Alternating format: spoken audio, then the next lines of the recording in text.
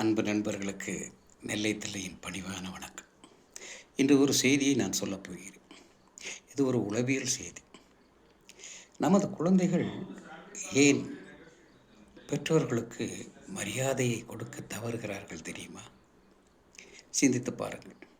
அவர்கள் மொழி அறிவு பெறும் காலத்தில் சின்ன குழந்தைகளாக இருக்கும்போது கணவனும் மனைவியும் ஏதோ ஒரு மன வருத்தத்தில் சண்டையிட்டுக் கொள்கிறார்கள். அப்பொழுது அவர்கள் பிரயோகிக்கும் வார்த்தைகள் இருக்குது பாருங்க.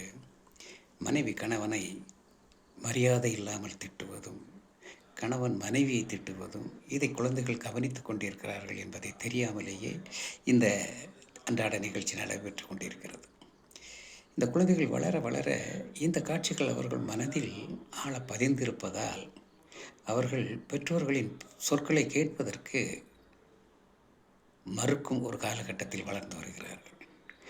பெற்றோர்கள் என்ன அட்வைஸ் பண்ணாலும், என்ன புத்திமதிகள் சொன்னாலும் அவர்கள் ஏற்றுக்கொள்வதில்லை. அவர்கள் மெல்ல மெல்ல நட்பு ரீதியான வட்டாரங்களில் பழகி பழகி பெற்றோர்களை மெல்ல மெல்ல மறந்து கொண்டிருக்கிறார்கள்.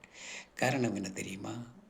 இவர்கள் வீட்டில் சண்டையில் பேசிய வார்த்தைகள், மரியாதை குறைவாக பேசிய வார்த்தைகள், மனைவி கணவனை மரியாதை இல்லாமலும், மனைவி கணவனை மரியாதை இல்லாமல் பேசும் இந்த வார்த்தைகள் இந்த குழந்தைகள் மனதில் தகப்பன் மீது உள்ள மரியாதையை வெட்டி சாய்த்து விடுகிறது.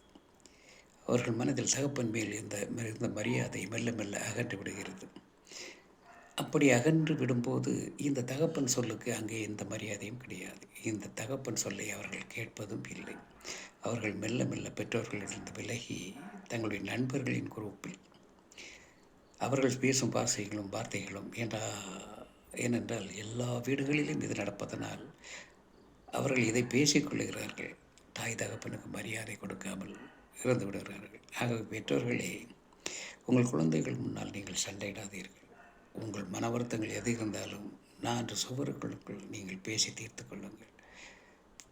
பிள்ளைகள் முன்பாக கனிவாகவும் அன்பாகவும் அன்பான வார்த்தைகளை பேசி அவர்கள் மனதில் உற்சாகத்தை ஏற்படுத்தி உங்கள் மீது உள்ள மரியாதையை தக்க வைத்துக் கொள்ளுங்கள்.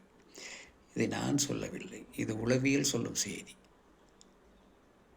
வணக்கம்.